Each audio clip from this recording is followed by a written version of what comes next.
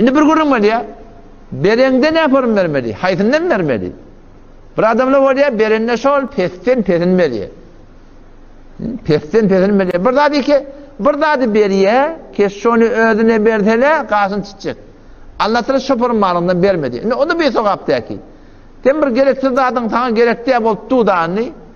Ular bir gerek bolsa onunla bersen, onunla da o da sokapsız olmaz. Yöne esasen niyetlep Huda için ip berende, böyle üstüne gerek bolup geliyor biri.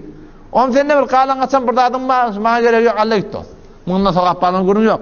Yöne Huda için ip öyle niyet edip verecek bolup berende, şonuna şon kavdan. Yani öyle kabul edecek zaten vermedi. Şuna ki Allah Tebarek ve Teala. Ya eyyühellezine amenu ey iman ettiren erkeklerden analar enfiku harcedin min tayyibati ma kesebtum arasta yığınanda atlağından arastadan olsun. Ve mimma ahrajna lekum minel ardı yerden çıkaran dağıtlarından Allah Teala çıkaran dağıtlarından şondan harcedin diye ve la teyemmemu kastetmen niyet etmen el habite tereke malı diye. Tereke malın haram menzurda ki haram kesen sadaka deyip versen öyle kullan ona dininden çıkarıyor adam. Haram ki sadaka verip olmaya kullan. Ama halalından da sen ne bilmeli? Ve la teyemmemu kastetmen el habise minhu şu malın terekesini tunfikune siz harcet yartınız yöne ve lestum bi ahirihi siz ödünlerine katesiz alacak ya şun diye. İlla en tuğmidu fi ey azhan da alacak karar hava da alacak da yürün heves olup alacakların yok. Şuna atlarından harc etmen diye. وَعْلَمُوا اَنَّ اللّٰهَ غَنِيٌّ حَمِيدٌ bilin ki katen Allah Teala biniyaz zat, övülmeklik, kavlukluğun iyeti harc edecek olanda burada yapma. İçinden burada çekiyor da. İçinden çekiyor. Nefsini verdirecek yerden. Allah teşvik ediyor. اَشْشَيْطَانُ يَعِدُكُمُ الْفَقْرِ o şeytan gariplikten korkuyor. Bersen ödün ne olacak? Öde olun şonma. Munzakir edersin. Vallahu ya'idukum mağfireten minhu ve fadla.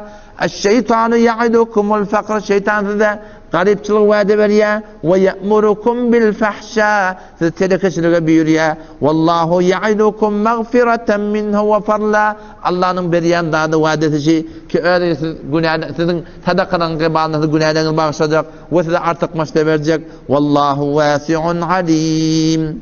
Allah genişlik veriyor. Genişlik kim veriyor? Allah Teala veriyor da. Şunu da otalım ben akıllı görünüş şuramda. Olara da Telegram'dan geldi peyami verdi ben şöyle halalcak isteyen halalcak istiyordu. Halalcak istiyor. Çından halalcak işi var. O zaman aslında mı ki o giden aklıyordu. O ben Telegram'dan gördüm şunu sataştım sen akıllı. Bana dua et diye. Ben dost sana dua yaraşmıyor. Sen tövbe etme dedi. Sen günah keçirik ben gelip yani. Sen dua et diye ama dua bilen olmuyor şimdi lan. Sen tövbe et. Şuna sana dua eder. Bir günah etmeyen yok yerin günah etiyor. Şu günah keçirikte gelmelerden şu müminin şeklinde de şey. Günah bilen yaşamaklık ya. Nazura. Yani nafermani bilen yaşap yani hatar da olan. Günah etmeyen mamnen. O da iki nefer günah ediptir. İki nefer günah ediptir.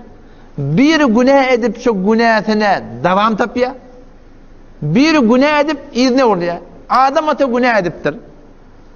Günah ediptir. Şu Allah'tan aydan ne ettir da şurada. İmenler bağdan iptir.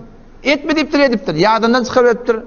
Ondan şeytan gelip de antidir ve qasamehuma antidir başlar bağdan iyideniz.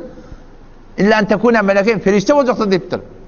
Ama ahirde de yadından çıkarıptır şunun imenlerini. Adam ata da günah etti.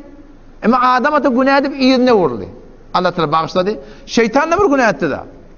Ama o günah edip iyidine vurmadı. Belki ne etti aynen? Sonra ısrar etti. Tekabbursuzluk etti, devam verdi. Günah edip sana devam verip gelmek doğru şeytanın sıfatı. Günah edip de iyiliğin olup istiğfar etmek doğru adama tan sıfatı. Allah'ım bize tevfik versin. Vesselamu aleyküm ve rahmetullahi.